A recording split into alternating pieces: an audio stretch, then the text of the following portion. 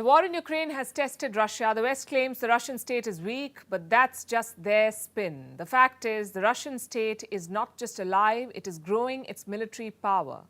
Putin's war machine is getting new upgrades. A massive leak has revealed fresh details. More than 5,000 documents have come out. They show how Russia is making serious strides in cyber warfare.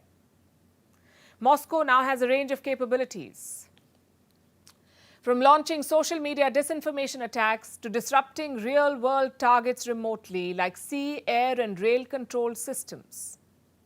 At the center of this is a Moscow-based defense contractor. It's called NTC Vulkan. And what does it do?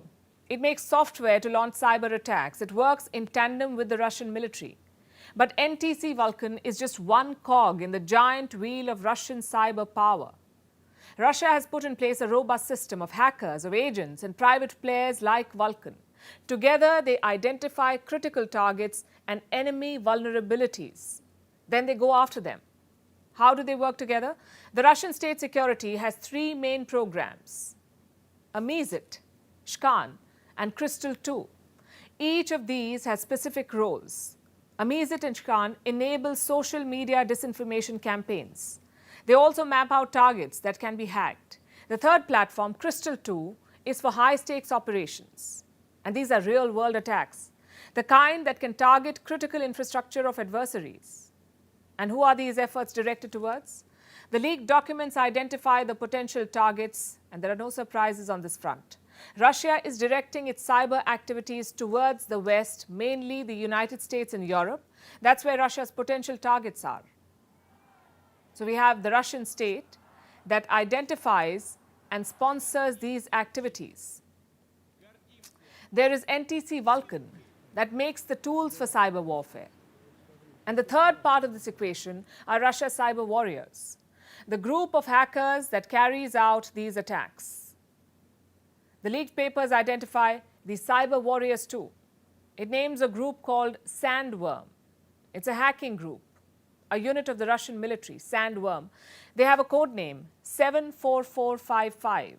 Tools made by Vulkan have ended up in the hands of Sandworm. And where have they been used? We cannot say for sure, but in the past, Sandworm has been blamed for several high-profile cyber attacks, like the disruption during the 2018 Winter Olympics. South Korea had hosted that event in 2018. There was a malware attack during the opening ceremony. It took out the internet. The cyber attack stopped telecasts. It grounded the drones used by broadcasters. The official website of the games was shut down, and spectators could not print out their reservations. Sandworm was blamed for this disruption. They have struck in Ukraine too in 2017.